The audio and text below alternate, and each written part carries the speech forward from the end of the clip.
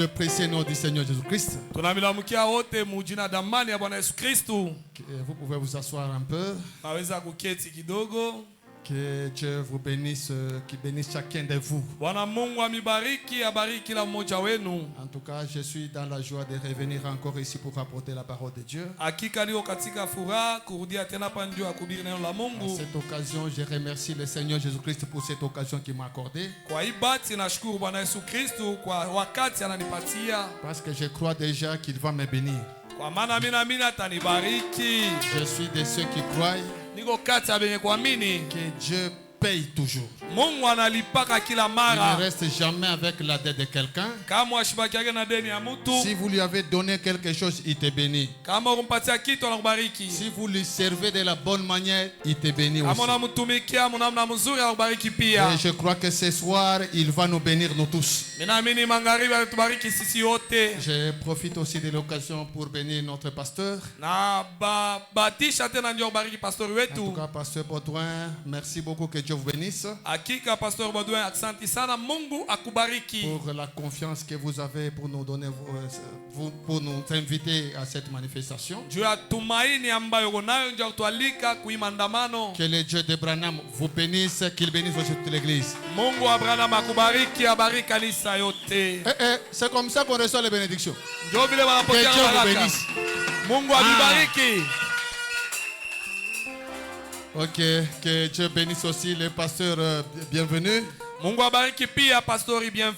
C'est lui aussi qui a aussi donné cette initiative et je crois que par ces moyens-là, nous sommes là.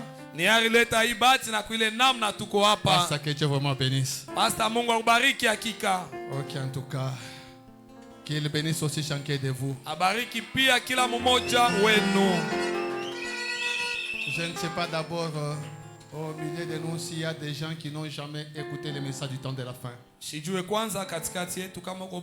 a des gens qui ne sont pas des croyants de ce message, des gens qu'on a quand même invités. Si vous êtes là, même une petite main debout. Ok, je vois la maman là-bas, applaudissez, il y a des frères là-bas. En tout cas, il y en a quand même beaucoup. Que Dieu vraiment vous bénisse pour avoir répondu à notre invitation. Nous, quand nous avons invité, on ne vous a pas invité pour que vous veniez entrer dans l'église, mais pour que vous puissiez entrer en Christ. Vous savez, quand vous regardez même dans la Bible, vous allez trouver tous les chrétiens sérieux. Quand ils étaient partis, ils ont rencontré Jésus. Ils ont cru en Jésus. Ils ont compris que la colonne de feu s'est avancée. Vous verrez que Nathanaël est allé chercher son frère. Viens d'abord, il y a quelque chose que nous avons trouvé. Il y a quelque chose là. Et les gens pouvaient dire, non, est-ce qu'il y a quelque chose de nécessaire là-bas? Est-ce qu'à Nazareth? Non, viens d'abord, viens. Et c'est de cette manière-là que nous avons aussi invité. Parce que nous tous ici, nous étions dans des églises dénominationnelles. On croyait n'importe quoi. Des fois, on pensait que c'était vrai. Mais un jour, nous avons été invités comme on vous a invité. Nous sommes aussi venus étant curieux pour écouter un peu. Et quand nous avons écouté, nous avons compris que c'était la lumière du jour. Et nous avons cru à ce message. Depuis ce temps-là, notre vie était changée. Alors, on ne pouvait pas être égoïste. C'est pourquoi on a dit, il y a d'autres qui étaient aussi comme nous. Qu'on les invite un peu, qu'ils les écoutent. C'est dans ce sens-là qu'on vous a aussi invité. Et vous-même vous verrez. Et ici, nous ne parlons que du Seigneur Jésus-Christ. C'est lui notre Dieu. C'est lui notre Seigneur. C'est lui le créateur des cieux et de la terre. C'est lui-même le créateur de Branham. Quand Branham est venu, il est venu parce qu'on l'avait envoyé. Et celui qui l'avait envoyé, c'est ça, Jésus-Christ. Alors c'est de lui que nous allons parler. Et on peut se tenir debout pour lire un peu la Bible. Nous allons prendre l'écriture dans Exode chapitre 3.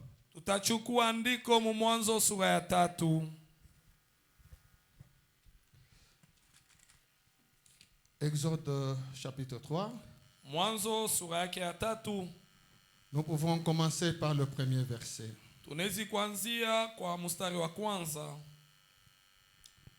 Moïse faisait paître les troupeaux de Jéthro, son beau-père.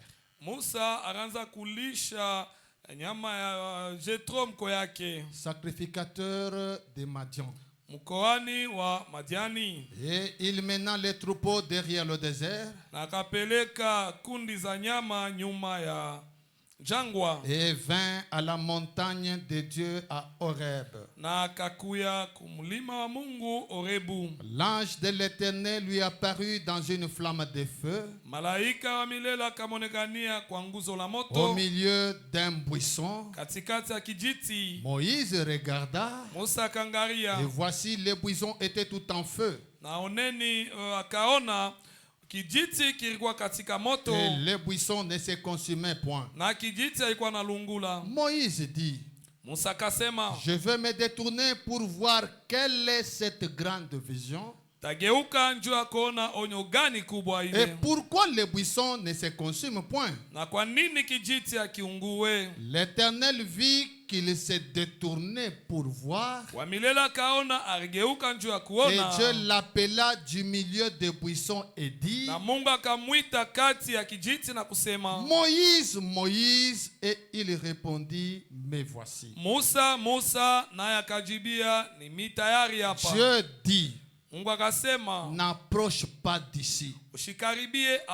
Ôte tes souliers de tes pieds. Car le lieu sur lequel tu te tiens est une terre sainte. Et il ajouta, je suis le Dieu de ton père, le Dieu d'Abraham, le Dieu d'Isaac et le Dieu de Jacob.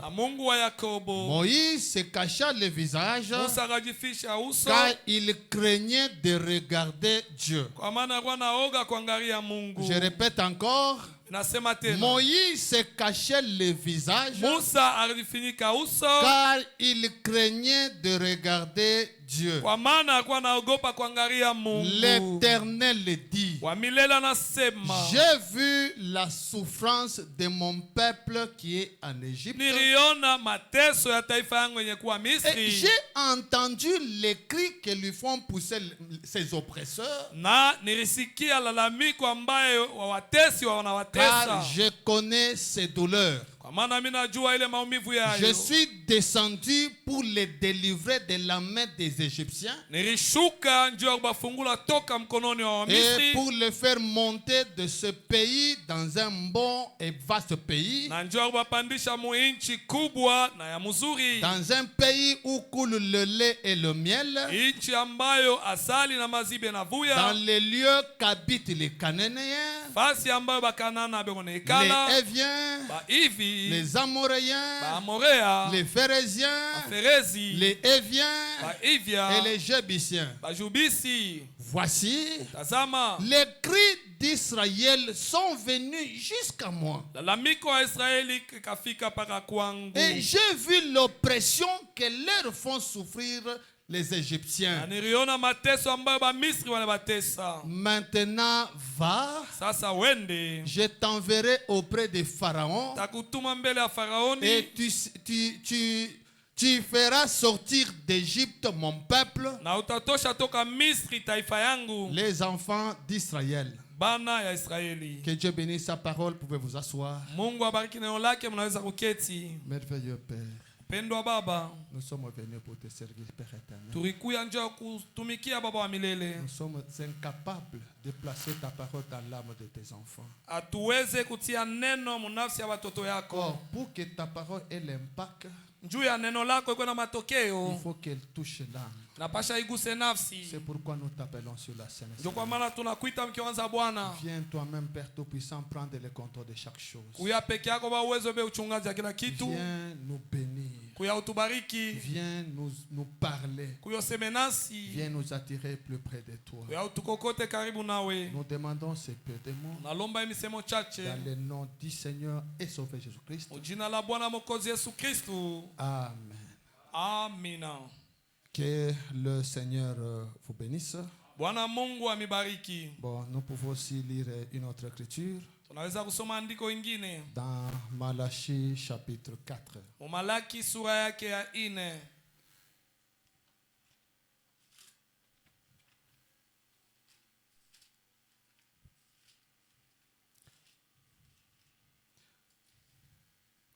Frère Malachie dit ceci.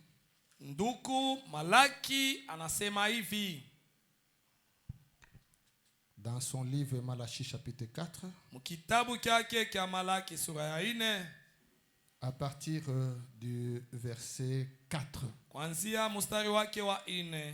Il dit, anasema, souvenez-vous de la loi de Moïse, mon serviteur, kumbukeni sheria ya Musa mtumishi wangu, auquel j'ai prescrit par Horeb pour tout Israël, ambayo nirogiza kurebu kwa Israeli yote, des préceptes et des ordonnances. Maagizo na mahamri. Voici, je vous enverrai Élie le prophète, tazameni tamitumia Elia nabii, avant que le jour de l'Éternel arrive, mbele ya siku ya milele kufika, ce jour grand et redoutable. Siku kubwa na kugopesha. Il ramènera le cœur des pères à leurs enfants, atalurisha moyo ya baba kwa watoto zao, et le cœur des enfants à leurs pères, na moyo ya batoto kwa baba zao, des pères que je ne vienne frapper les pays d'interdit. Waoga nisije kupika inchi na laana. Que Dieu bénisse encore une fois sa parole. Mungu abariki tena neno lake. Bon, le thème que nous devons développer pendant ces 3 jours, kisina tunapasha kuhubiri mu siku 3, c'est il y a un homme qui peut allumer la lumière. Ni hapa kuko mtu anaweza kuhakisha nuru. C'est le thème qui a été communiqué. Ndio kisina ritangaziwa. Mais comme aujourd'hui c'est le premier jour de l'introduction, lakini sawa vile leo ni siku ya kwanza ya kuingiza, j'ai senti que je pouvais placer une bonne base pour que nous puissions bien évoluer. Nilisikia kwamba tunaweza kuweka msingi mzuri njoo ya kuendelea mzuri. Sur ça, je voudrais parler un peu de l'évangélisation au temps de la fin. Na njoo ya ile nilipenda kusemea njoo ya injili wakati wa mwisho. Juste pour placer la base. Njoo ya kutia msingi. Pour qu'à partir de demain nous sautons maintenant bien. Njoo kuanzia kesho tuluke mzuri. Et ma pensée na wazo yangu se tourne sur un point. Nageukia pa nokta moya. Là où nous avons lu dans Exode chapitre 3 verset 4, verset 7. Mule tulisoma mkutoka sura ya 3 on peut même relire ça. Tunaweza kuisoma tena. Exode chapitre 3. Kutoka sura ya 3. Le verset 4 il est dit, verset 7 il est dit. Pa mstari wa 7 inasemewa. L'Éternel dit, wa milele anasema, j'ai vu la souffrance de mon peuple qui est en Égypte. Minaona mateso ya taifa yangu benye kuwa Misri. La première question, qui a vu? Ulizo ya kwanza nani aliona? Qui a vu? Nani aliona? C'est Dieu. Ni Mungu. C'est Dieu qui a vu quoi? La souffrance. Ni Mungu aliona nini? Mateso. Et j'ai entendu les cris que lui font pousser na nilisikia lalamiko ambayo natoshewa ses oppresseurs, benye kubatesa. Car je connais ces douleurs. Kwa maana mimi najua ile maumivu. Je suis descendu minashuka pour les délivrer de la main des Égyptiens. Juu ya kubafungula toka mikono ya Bamisri. Qui est descendu? Nani alishuka? Dieu. Mungu. Qui est descendu? Nani alishuka? J'aime qu'on parle ensemble, non? Ninapenda twende pamoja. Qui avait vu? Nani aliona? Dieu. Mungu. Qui est descendu? Nani alishuka? Dieu. Mungu. Donc c'est Dieu qui avait vu la souffrance. Ni Mungu aliona mateso. Au lieu de rester tranquille, c'est Dieu là est descendu. Alors je voudrais focaliser ma pensée. Ou le sous-thème que je voudrais exploiter. C'est j'ai vu la souffrance de mon peuple. Et je suis descendu. Et ici, nous comprenons que Dieu n'était plus au ciel. Dieu était sur la terre. Et sur la terre, il était où? En Égypte. Pourquoi il était en Égypte? Il y a un peuple de Dieu qui était dans la souffrance. Il souffrait en Égypte. Il y a les ennemis des Égyptiens, les enfants d'Israël, qui les faisaient souffrir. Ils étaient là dans une grande souffrance. Ils criaient à Dieu: Seigneur, tu es où? Délivre-nous, papa. Pourquoi je peux souffrir comme ça? Moi, je suis l'enfant d'Abraham. Comment on peut souffrir de cette manière? Ils ont prié. Ils ont crié. Ils se sont lamentés pendant beaucoup de temps. Mais Dieu, on dirait Dieu n'écoutait pas. On dirait Dieu ne voyait pas. Et pourtant, Dieu voyait. Et pourtant, Dieu écoutait. Mais il était toujours au ciel en train de regarder le peuple. Et quand le peuple a beaucoup dérangé Dieu, Seigneur, regarde cette maladie. Regarde cette maladie. Regarde le chômage. Regarde la difficulté. Regarde comment je suis. Cette maladie est incurable. Seigneur, fais quelque chose. Ils ont beaucoup dérangé Dieu. Et quand Dieu voulait donner la réponse, au lieu que Dieu reste au ciel et donne la réponse, Dieu lui-même est descendu. Église, même ce soir, pour ton problème, c'est Dieu lui-même qui est Dieu a dit: j'ai vu la souffrance de mon peuple. Je suis descendu. Dieu n'était plus au ciel, mais Dieu était sur la terre. Pourquoi sur la terre? Pour délivrer ceux qui étaient malades, pour délivrer les captifs, pour donner le travail aux chômeurs, pour donner la vie éternelle aux gens, pour donner le mariage aux célibataires, pour changer la vie des gens. Ce n'est pas un Dieu au ciel, mais un Dieu sur la terre. Même toi, pour ta délivrance, Dieu a vu, il est descendu. Et quand il est descendu, il est parti chercher un homme. Cet homme-là, il s'appelait Moïse. Il dit à Moïse: j'ai vu la souffrance de mon peuple.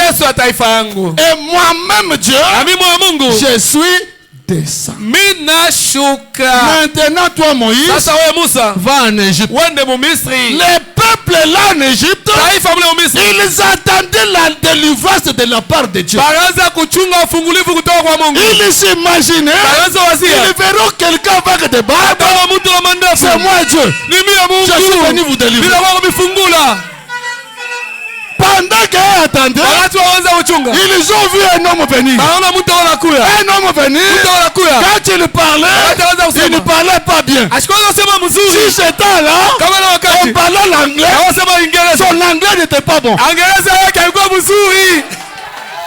Mais quand les gens ont déjà regardé, eux qui attendaient Dieu, ils ont vu un homme. Non, pour ma délivrance, Dieu m'a laissé comment? Moïse dit: Dieu m'a envoyé.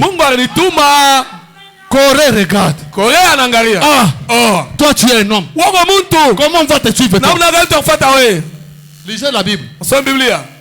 Corée n'a jamais attaqué Dieu. Corée a attaqué le prophète. En attaquant le prophète, Dieu s'est énervé. Mais c'est vous qui avez besoin de la guérison. C'est vous qui avez besoin de la délivrance. C'est vous qui avez besoin du travail. C'est vous qui avez besoin de la vie éternelle. Moi-même, je suis descendu pour la solution. Moïse était la solution pour les enfants d'Israël. Ceux qui ont reçu Moïse, leur vie était changée. On est ensemble. Ceux qui avaient reçu Moïse, leur vie était changée. L'esclavagisme était terminé. Église, si tu es esclave de la maladie, reçois Moïse. Reçois Moïse, ta maladie va se terminer. Si tu es chômeur, reçois Moïse, et ton chômage va se terminer. Pourquoi? C'est toi qui dérangeais Dieu. Seigneur, je suis chômeur.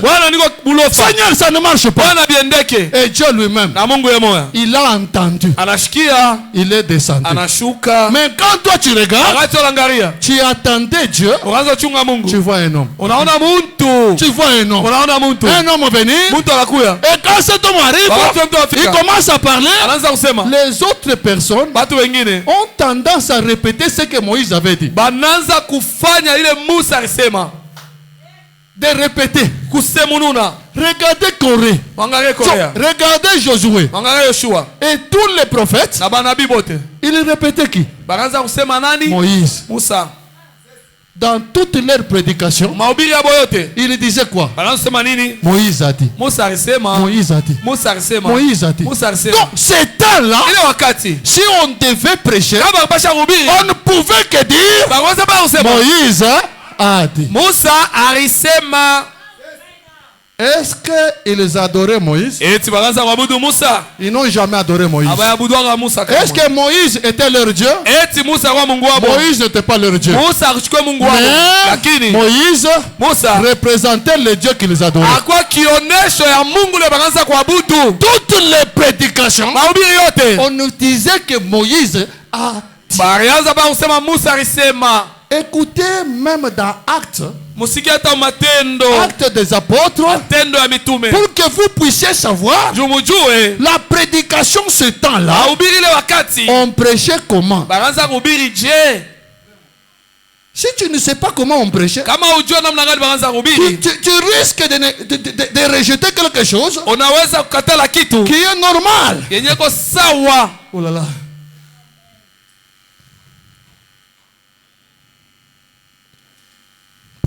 Bon, allons dans la Bible. Acte chapitre 15.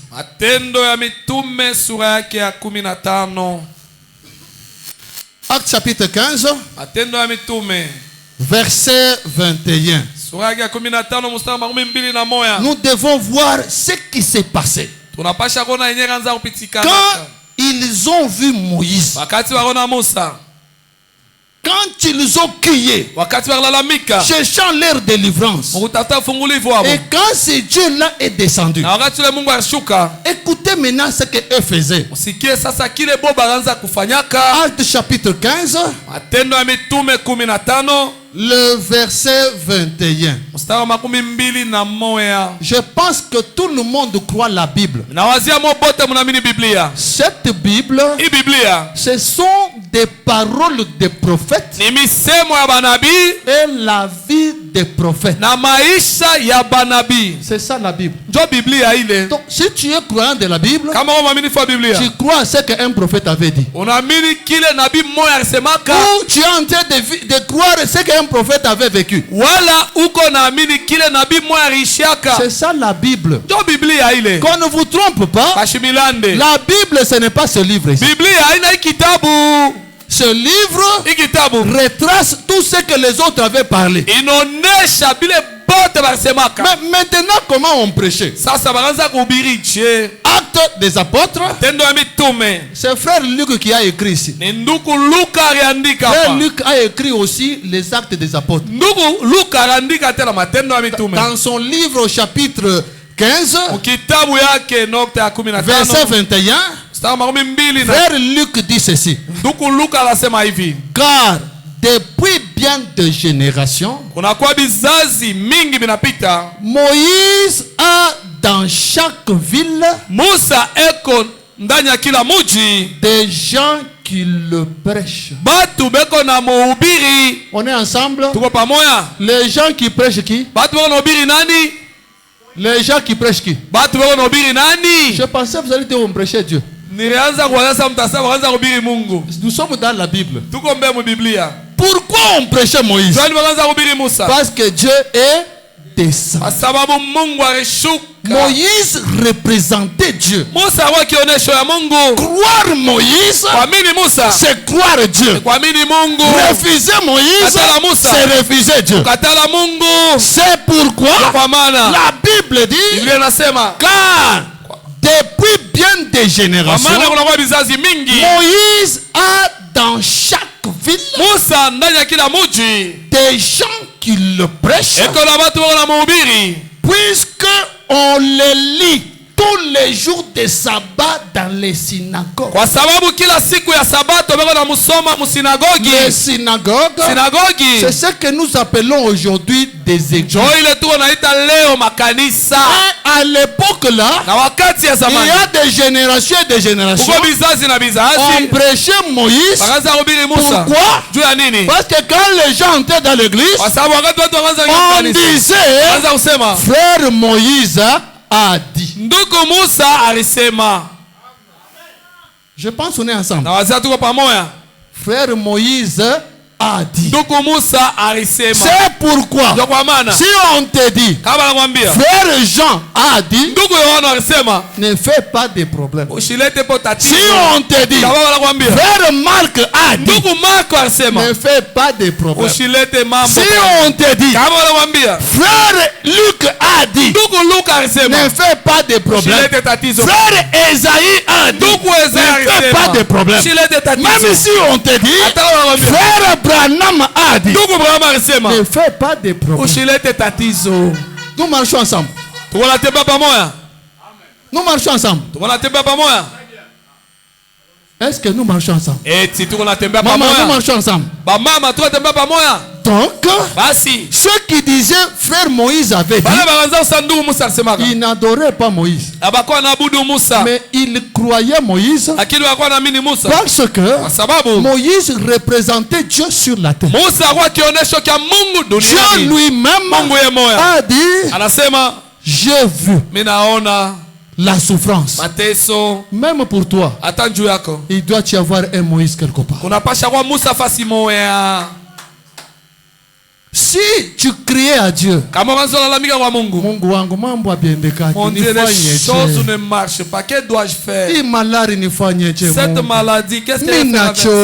Je suis fatigué. Ce que tu parlais, Dieu a écouté. Maintenant Dieu a dit, j'ai entendu tes cris, j'ai écouté tes cris, je suis descendu. C'est pourquoi même dans Malachie, là où nous avons lu, dans Malachie 4, il est dit, souvenez-vous de la loi de Moïse mon serviteur,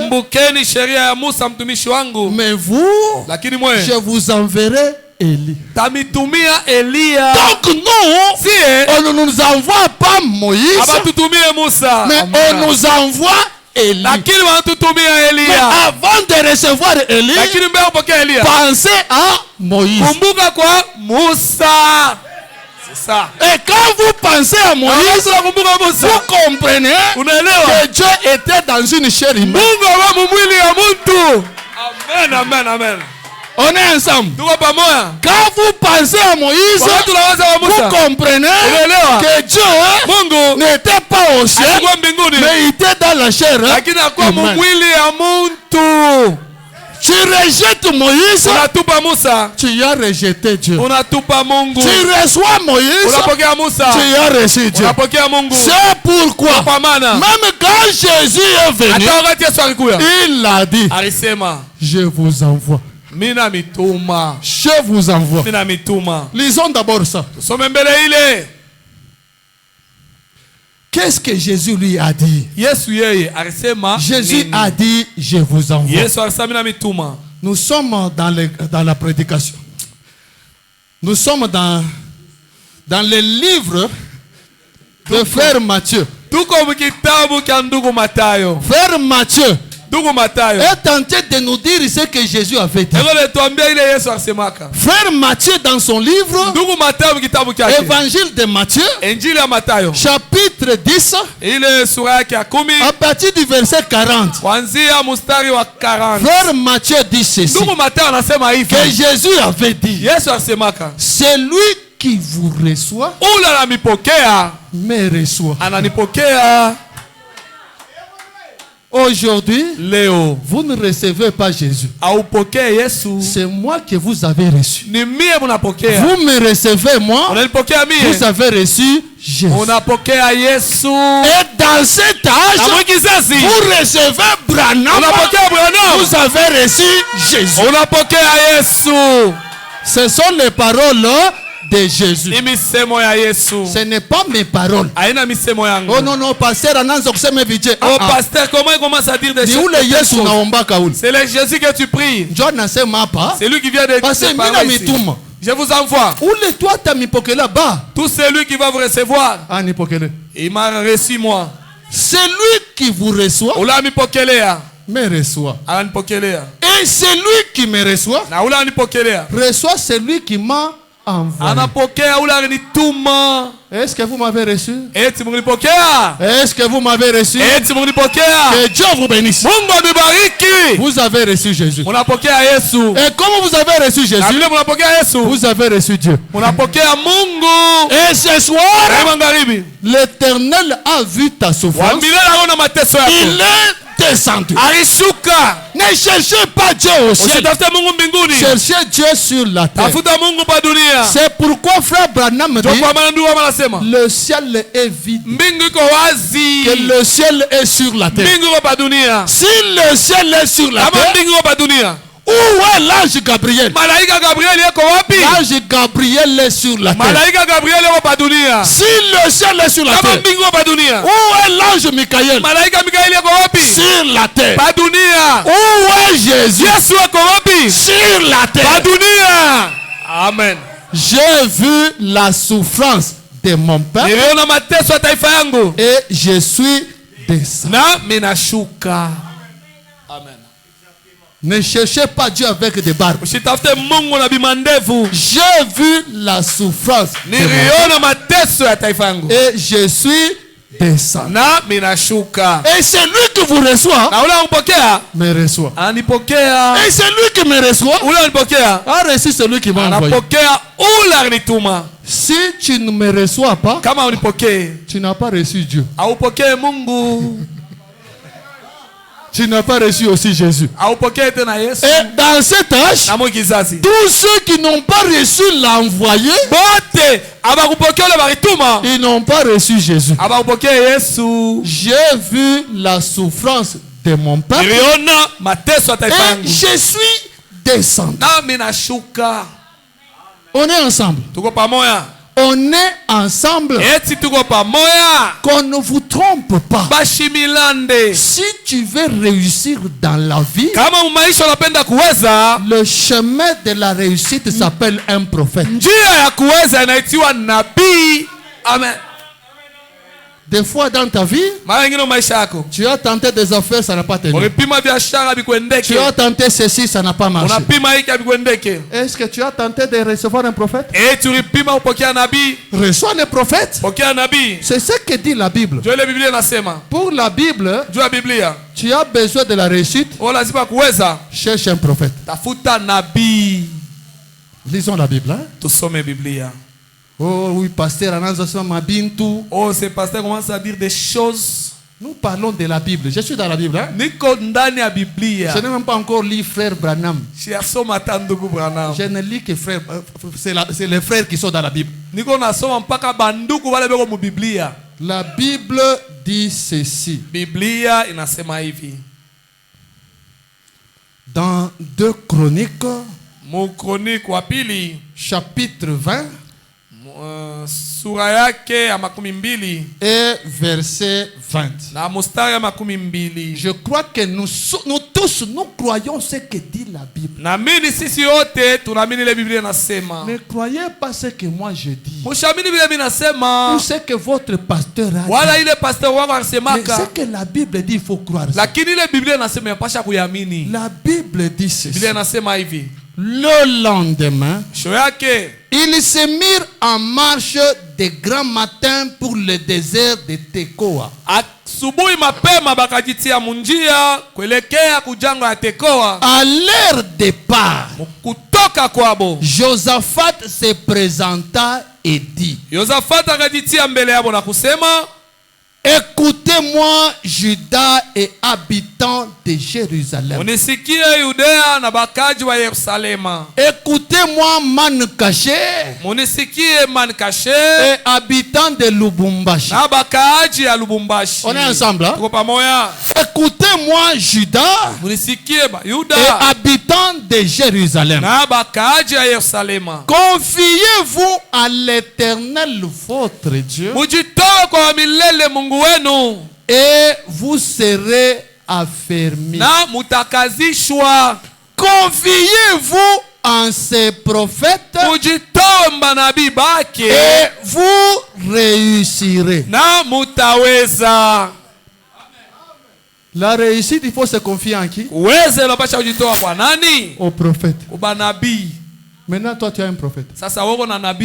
Tu te confies à quel prophète? C'est pourquoi nous nous confions à William Marion Branham. Nous nous confions à lui, pas comme notre Dieu, mais comme un prophète. Parce que la Bible dit, tu veux réussir, confie-toi à un prophète. Moïse, il avait son temps. Paul avait aussi son temps. Et aujourd'hui, tu as envoyé un autre prophète. Ce prophète-là s'appelle William Marion Branham. Tu reçois ce prophète-là, tu as reçu celui qui l'a envoyé. Et tu vas réussir. Tu as déjà tenté? Si tu tentes plusieurs fois, ça ne marche pas. J'ai déjà tenté, ça ne marche pas. J'ai fait ceci, ça ne marche pas. J'ai fait cela. Que dois-je faire? Je suis fatigué. Tes bruits là, ça n'a pas resté dans ta chambre. Tout droit vers le ciel. Le temps d'y écouter te plaît. Et il dit, j'ai vu ta souffrance et je suis descendu. Et comme je descends, cette fois-ci j'envoie Branham. Voilà comment Branham est venu. Et voilà pourquoi nous recevons Branham. Nous ne le recevons jamais comme notre Dieu, mais nous le recevons comme un serviteur de Dieu. Il a la clé de la réussite d'après la Bible. Pour la Bible, celui qui a la clé de la réussite, c'est un prophète. Je vais vous lire même dans la Bible. Il y a certains rois qui ont fait des aventures en laissant à côté les prophètes. Ça n'a pas tenu. La clé de la réussite, c'est un prophète. J'ai vu la souffrance de mon peuple et je suis descendu. Un prophète, il est le représentant de Dieu sur la terre. Même dans Amos 3, il est dit. Lisons d'abord Amos 3. Amos chapitre 3. La Bible dit ceci. Son temps. Amos chapitre 3 verset 6. Sonne ton de la trompette dans une ville sans que le peuple soit dans l'épouvante. Écoute, arrive-t-il un malheur dans une ville sans que l'Éternel en soit l'auteur? Voilà, excusez, gentiment dans la Bible ici.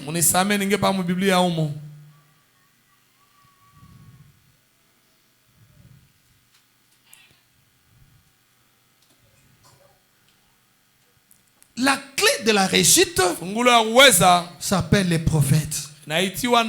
Voilà pourquoi nous nous accrochons à ce que Frère Branham a dit.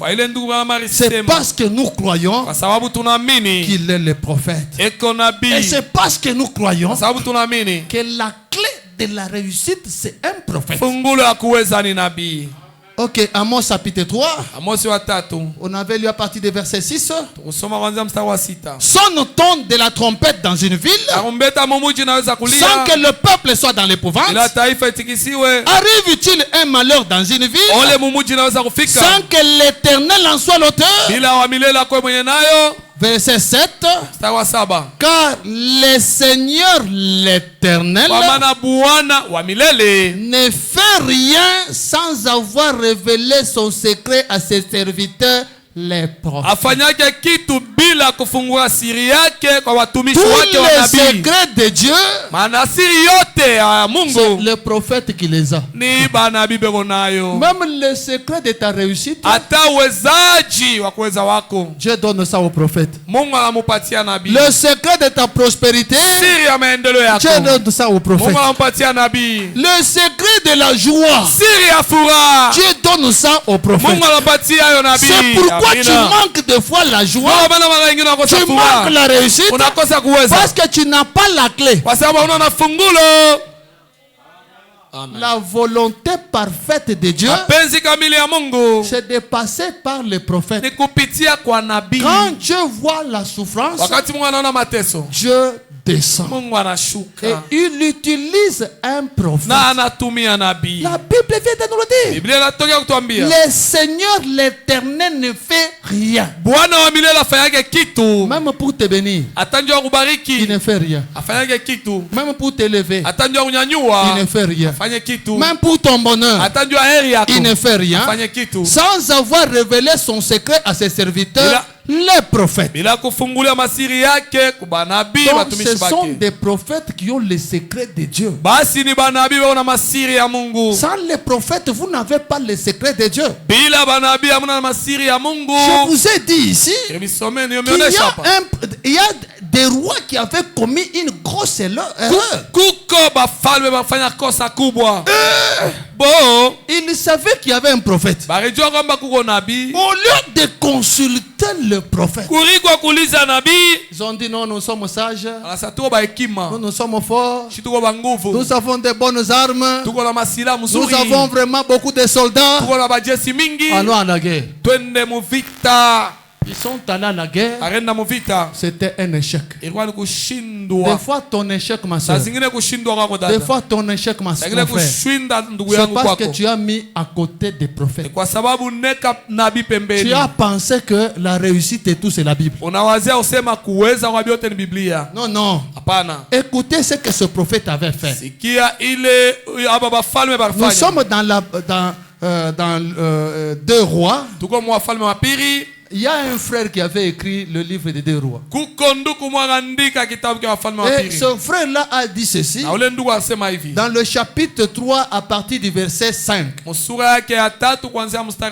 Il a dit ceci. À la mort d'Akab, Le roi de Moab se révolta contre le roi d'Israël. Le roi Joram sortit alors de Samarie et passant en revue tout Israël,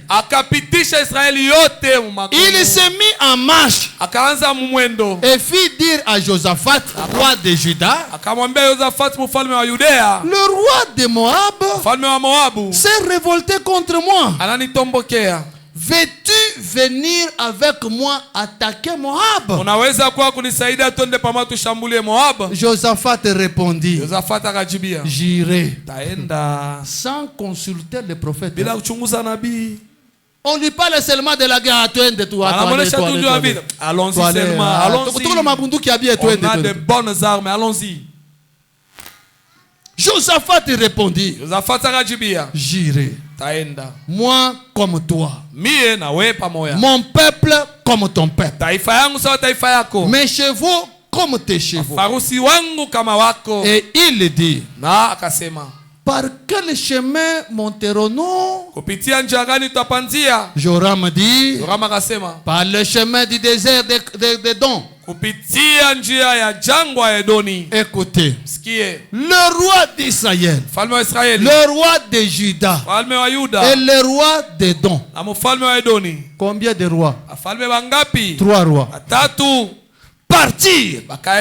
Et après une marche de 7 jours, ils manquèrent d'eau pour l'armée et pour les bêtes qui la suivaient. Partir, ils sont partis. Les armes, ils en avaient. Les militaires, ils en avaient.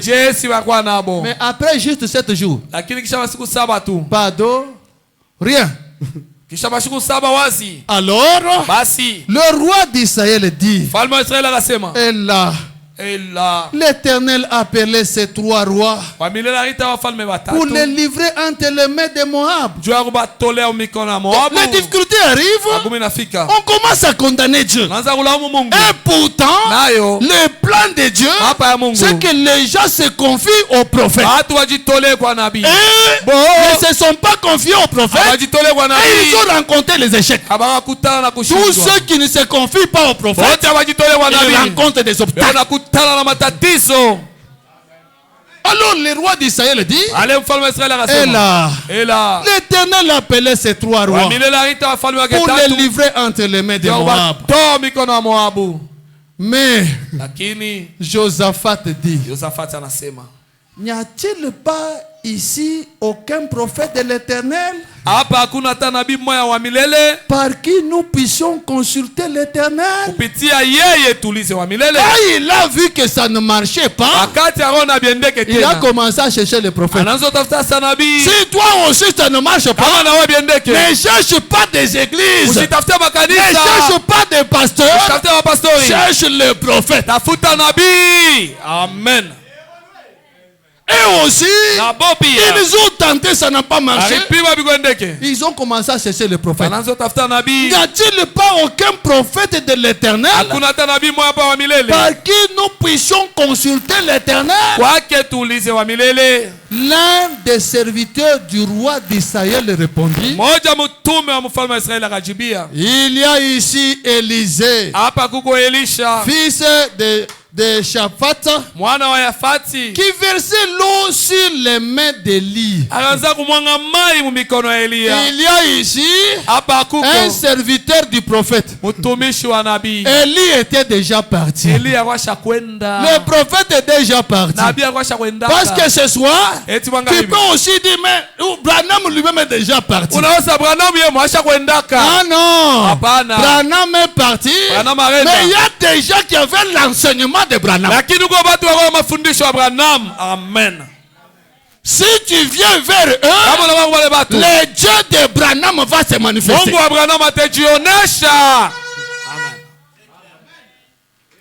C'est Élisée ici. Où Elisha huyo? C'est Élisée ici. Elisha huyo. Quand Élie devait partir, wakati Elia alipasha kwenda, Élisée est resté. Elisha bakia. Et le manteau d'Élie na koti ya Elia est tombé sur Élisée. Ilishukia kwa Elia. Et quand Élisée est rentré, Elisha rudia, les gens ont dit, batu wasema, nous voyons tunaona le Dieu d'Élie Mungu wa Elia sur Élisée. Kwa Elisha. Et frère Branham nous dit, Élisée, Elisha, c'est le type de l'église. Si Élie est déjà parti, nous, église, nous sommes là. Et ce soir, nous allons représenter ce message. Si tu es malade, au nom de ce message, c'est ton la guérison. Si ce que nous disons c'est la vérité, que ta maladie parte au nom de Jésus. Si ce que nous disons c'est la vérité, que Dieu te bénisse, que ta vie change. Amen. Le Dieu du message, quand vous le présentez, lui-même descend pour confirmer son message. Je ne suis pas venu ici prêcher pasteur Baudouin. Je ne prêche pas moi-même. Je vous parle du Seigneur Jésus-Christ, le Dieu de William Branham. Où est ce Dieu-là? Et je crois, comme nous parlons de lui, il est ici. Lui-même a dit, j'ai vu le chômage de mon peuple et je suis descendu pour donner le travail. Et vous les chômeurs, prenez le travail. Ce Dieu du message, ce n'est pas de l'histoire. C'est un Dieu réel.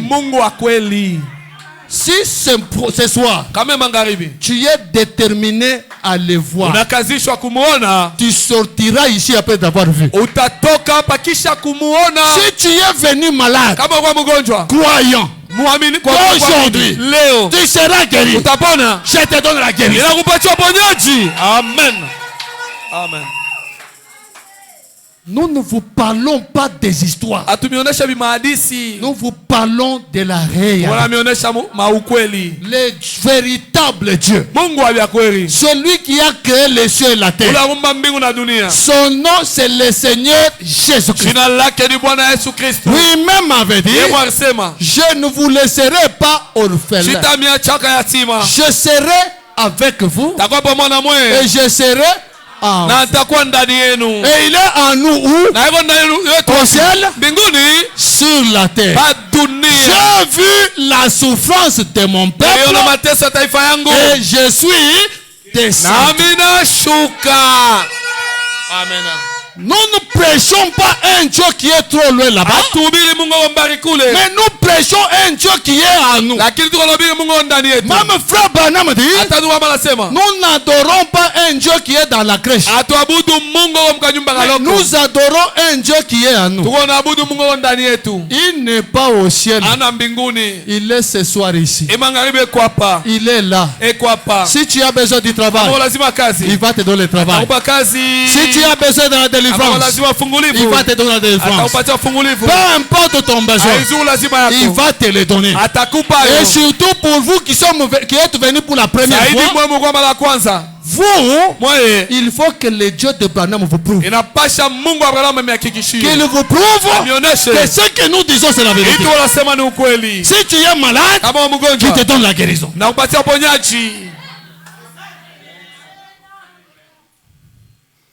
Même Gédéon avait dit, si l'Éternel est au milieu de nous, où sont alors ses prodiges? Si le Dieu de Branham est avec nous, où sont ses prodiges? Et ce soir, il y aura des prodiges.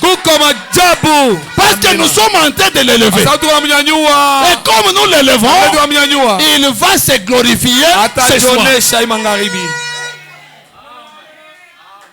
Il va se glorifier ce soir. Pas Parce que c'est Dieu-là, c'est lui qui a suscité des prophètes. C'est lui qui envoie toujours des prophètes. Et ce soir, si tu reçois le prophète, sache que tu as reçu Dieu. Et tu verras ta vie changer. Dans Malachie chapitre 3, la Bible dit, vous verrez de nouveau la différence entre ceux qui m'auront cru et ceux qui ne m'auront pas cru. Église, si vous croyez ce message, ta vie va changer. Et tu verras la différence. Tu ne peux pas rencontrer ce message et rester la même personne. Quel message nous rencontrons? Même vous les anciens, vous avez déjà cru ce message. Vous croyez que le Dieu. Tu ne peux pas croire ce message et rester la même personne. Comment tu peux abandonner les mensonges? Tu abandonnes les filles. Tu abandonnes le monde. Tu abandonnes l'église catholique. Tu crois ce message. Des fois les gens se moquent de toi. Et tu ne gagnes rien. Quel message est ça? Quel Dieu? Quel est Jésus? Le même Jésus là. C'est lui qui a créé le ciel et la terre. C'est le Dieu de la différence. Tous ceux qui l'ont reçu, Dieu les bénit toujours. Un jour, Jésus est allé à la rivière. Il a prêché. Il a prêché. Il regarde à Pierre. Pierre, abandonne ton église. Abandonne ceci. Viens me suivre. Comme ce soir, je suis à la recherche de Pierre. Je cherche. Je cherche. Je cherche. Pierre. Je cherche. Pierre. C'est peut-être toi qui es Pierre. C'est peut-être toi qui es Pierre. Jésus a dit à Pierre, abandonne ceci. Abandonne cela. Abandonne ceci. Suis-moi. Pierre n'était pas un païen. Pierre, il avait une église qu'il avait l'habitude d'aller fréquenter. Il avait l'habitude d'écouter la parole de Dieu. Pierre priait. Pierre croirait à Dieu. Mais ces jours-là, il a écouté la même parole, mais un son un peu différent. Il s'est posé la question, est-ce que c'est la même Bible ou c'est une autre Bible? Peut-être tu es là. Tu te poses aussi la même question. Est-ce que c'est la même Bible là ou c'est une autre Bible? Si tu te poses cette question, tu es Pierre. Pierre s'est posé cette question. On a changé de Bible, mais c'est comment? Est-ce que c'est la même Bible ou c'est une autre Bible? Et quand il a entendu, on dit, abandonne. Viens. Pierre n'avait même pas encore compris tout ce que Jésus prêchait. Mais le fait seulement qu'il a senti une différence, je m'approche d'abord pour écouter de moi-même ce comment. Toi aussi, avance tout précis et écoute comment ces choses. Pierre s'est approché. Il a commencé à suivre Jésus. Jésus lui dit, abandonne ceci. Il abandonne. Abandonne cela. Il abandonne. Abandonne ceci. Mais un jour, Pierre dit, maître, arrête d'abord. Il s'était peut-être sur la route, peut-être de partir. Pierre dit, maître, arrête. Peut-être les autres disciples pouvaient dire à Pierre, non, maître fatigué, laisse-le. Pierre dit, les membres. Laissez ces choses-là. Il doit me répondre. Il dérange Jésus. Jésus s'arrête. Pierre, c'est quoi? Qu'est-ce qui ne va pas? C'est quoi? Maître, J'ai abandonné l'église catholique. J'ai abandonné Malemba. J'ai abandonné le poste. J'ai abandonné ceci. J'ai abandonné cela. Je t'ai suivi. Je gagne quoi? Je gagne quoi? Dans ce message, si tu crois ce message, pose la question à Jésus. Je gagne quoi? Je gagne quoi? Église, qu'on ne vous trompe pas, pour vous dire, vous aurez seulement la vie éternelle. D'abord, ici. La vie éternelle, c'est là-bas. Mais ici, je gagne. Quand on a posé la question à Jésus, tous les disciples, tout ce qui est une réponse, on attend d'avoir la réponse. C'est comment? Nous avons la vie éternelle. Il va nous parler seulement. Même moi, je ne te dirai pas, en croyant ce message, tu auras seulement la vie éternelle. D'abord ici sur la terre. Ici. Et ici. Jésus lui dit, il n'y a personne qui a abandonné son église, qui a abandonné son pasteur, qui a abandonné les mensonges, qui a abandonné ceci et qui m'a suivi, qui n'est pas béni dans ces siècles, les maisons, les parcelles, l'argent, dans ces siècles-ci, les dollars, dans ces siècles-ci, la bonne santé, dans les siècles à venir, la vie éternelle. Église, si tu n'es pas en bonne santé, ce n'est pas la volonté de Dieu. Crois ce message, tu seras guéri. Amen. Si tu souffres, ce n'est pas la volonté parfaite de Dieu. Crois ce message, finis la souffrance. Parce que tu auras un Dieu qui est toujours à tes côtés. Pas un Dieu qui est au ciel. Nous ne croyons pas un Dieu au ciel. Nous croyons un Dieu sur la terre. Parce qu'il a dit, j'ai vu la souffrance de mon peuple, et je suis descendu. S'il est descendu, donc il est au milieu de nous. Attention avec celui qui est à tes côtés. C'est un autre Jésus. Amen.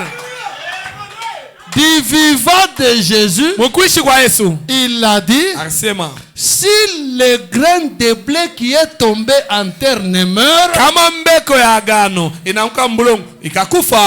il reste seul. Mais s'il meurt, il va se multiplier. Le grain de blé, c'est Jésus-Christ lui-même. Il fallait qu'il puisse mourir. Pourquoi? Pour sa multiplication. Voilà un Jésus. Voilà un Jésus. Voilà un Jésus. Voilà un Jésus. C'est la multiplication de Jésus. J'ai vu la souffrance de mon peuple et je suis descendu. Dieu, il n'a pas d'autre main que nos mains. Il n'a pas d'autre bouche que nos bouches. C'est pourquoi, avant que Jésus ne parte, il a appelé ses enfants. Mes enfants, venez. Venez, mes enfants. Je vais vous donner le testament. Église, un bon papa, dès qu'il sait qu'il doit partir, il doit réunir les enfants. Mes enfants, j'étais là, c'est moi qui supportais les études. Mais quand je ne serai pas là, toi, tu vas faire ceci. Toi, tu vas faire cela. Toi, tu vas faire ceci. Toi, tu vas faire cela. Et après, papa est mort. Et quand papa est parti, quand les choses arrivent, qu'est-ce que les enfants diront? Apana imambo. C'est problème ici. Papa Arisema avait dit. Papa arisema. Papa avait dit. Kama banifukuza kwa masomo. Si on me renvoie à l'école. Wewe uripe minerva. Et tu payes le minerva. Kama mina kwa malade, si je suis malade, ouais, unipeleke et tu m'amènes à l'hôpital. Et papa Jésus, avant de partir, il a aussi réuni tes enfants. Mes enfants, quand la tempête venait, c'est moi qui ai baissé ça, non? Quand la maladie arrivait, c'est moi qui chassais, non? Quand les démons venaient, c'est moi qui chassais, non? Mais maintenant, je vais partir. Mais les démons seront là. La maladie sera là. Les difficultés seront là. Alors, quand je vais partir, si la maladie vient, que les croyants te touchent. C'est pourquoi ce soir, si tu es malade, nous te touchons. Papa avait dit. Papa avait dit. S'il y a quelqu'un qui est malade, que nous puissions le toucher, il sera guéri. Si tu n'es pas guéri, si on te touche, tu n'es pas guéri. C'est le problème du pasteur. Non, non. C'est papa qui avait dit. Et ce soir, nous allons faire ce que papa avait dit. On est ensemble. Nous ferons ce que papa avait dit. Et papa va encore ajouter. Si les démons venaient à mon nom, chassez-le. Et ce soir, s'il y a un démon, nous allons utiliser l'ordonnance de papa, le testament de papa. Amen. Si tu as un démon qui te tourmente, il y a le Jésus ici. Nous allons chasser ces démons-là. Si tu es malade, viens ici. On va t'imposer les mains. Tout sera guéri. Et tu verras que le Dieu d'Abraham, il est vivant. Il est vivant. Bon, on va lire juste une écriture. Une écriture de Frère Branham. Parce qu'il est déjà temps. On va lire quand même Frère Branham.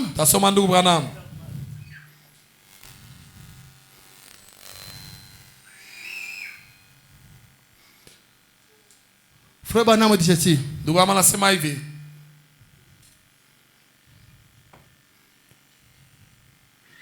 Nous sommes dans la prédication. Les réalités infaillibles de Dieu vivant. Prêché le 26 juin 60. Paragraphe 115. Frère Branham dit ceci. Dieu aime toujours œuvrer à travers l'homme. Même ce soir, Dieu va œuvrer à travers l'homme. Dieu aime toujours œuvrer à travers l'homme. C'est le programme de Dieu d'œuvrer à travers l'homme. Voyez-vous cela? Dieu œuvre à travers l'homme. Écoutez, il a fait de l'homme son aide sur la terre. Toi qui es malade, Dieu a vu ta maladie. Il est descendu. Il a besoin d'une aide. Il a besoin d'une aide. Nous sommes là pour aider Dieu. Dieu œuvre à travers l'homme. Il a fait de l'homme son aide sur la terre. Il a fait de l'homme un Dieu en dessous de lui. J'ai vu la souffrance de mon peuple et je suis descendu. Écoutez Frère Branham, nous lisons maintenant dans le Dieu puissant. Le Dieu puissant dévoilé devant nous. Paragraphe 132. Frère Branham dit ceci. Eh bien, nous voyons que Dieu, au travers des âges, a toujours été couvert de peau. Au travers des âges, Dieu a toujours une peau. Il est couvert. Dieu a toujours été couvert de peau. Lui, Dieu, s'est caché derrière un voile. Branham dit, paragraphe 143, et nous rendons compte que Dieu a toujours été couvert de peau. Branham dit, lorsque Moïse l'a vu, il était couvert de peau. Toi aussi ce soir, tu le vois couvert de peau. J'ai vu la souffrance de mon père et je suis descendu. Moïse l'a vu, il était couvert de peau. Branham dit, il ressemblait à un homme. Lorsque Dieu était derrière le rideau, il était couvert de peau. Branham me dit, et Dieu ce soir dans son église est voilé dans son église avec de la peau sur lui. Il est toujours le même Dieu ce soir. Branham dit, nous constatons cela. Et toi ce soir, tu vas constater. Mais maintenant, comme toujours, les voiles de peau, c'est ce qui déroute à cause des traditions. Ils ne peuvent simplement pas croire que c'est Dieu qui fait agir ces gens comme ça. Vous voyez? Parce que Dieu est voilé dans son église par de la peau. Elle est recouverte de peau. C'est exact. Il est caché à l'incroyant et révélé aux croyants. Le croyant voit Dieu au travers des hommes. Ce soir, c'est ta soirée où tu recevras ta guérison, où tu recevras ta délivrance, où ta vie va changer. Tu ne peux pas venir vers Dieu et rester la même personne. Excusez, on lit juste la dernière écriture. Frère Branham dit ceci, nous sommes dans la prédication. Dieu dans son peuple. Prêché le 27 février 1950. Paragraphe 23. Branham dit ceci. Dieu ne descend pas sur les dénominations. Dieu ne descend pas sur les appareils mécaniques. Dieu, le Saint-Esprit, descend sur les hommes. L'homme est l'agent de Dieu. Et la chose la plus difficile que Dieu ait jamais eu à faire, c'est d'amener un mortel à croire un autre mortel. La chose la plus difficile dans cet âge, c'est d'amener les gens à croire frère Branham. Amen. Et ce soir, la chose la plus difficile pour vous, c'est de vous amener à nous croire, nous qui sommes ici. Si vous croyez, aujourd'hui, les choses vont changer. Nous ne parlons pas de demain. Nous parlons d'aujourd'hui. D'un Dieu au temps présent. Le Dieu qui te connaissait. Celui qui t'a conduit ce soir jusqu'à cet endroit. Il voulait que tu écoutes ce message pour que tu puisses croire. Parce que tu l'avais beaucoup dérangé. Tu l'as dérangé dans la prière. Mes affaires, ça ne marche pas. Mon foyer, ça ne marche pas. J'ai tenté, ça ne marche pas. Alors Dieu a conduit tes pas ce soir jusqu'ici pour te dire, j'ai vu ta souffrance, je suis descendu. Pourquoi je suis descendu? Pour ta délivrance. Le Dieu qui est ici ce soir, il est là pour ta délivrance. Il est là pour ta délivrance. Acceptes-tu de le suivre? Unetika kumfuata. Acceptes-tu de te débrouiller ou bien de le suivre? Unetika kujitafutisha wala kumfuata? Frère Branham dit, Dieu ne nous a jamais créés Mungu kama shatumbaka pour que nous puissions nous débrouiller. Il nous a créés pour que nous puissions dépendre de lui. Et sa volonté à lui, c'est que vous puissiez croire quelqu'un.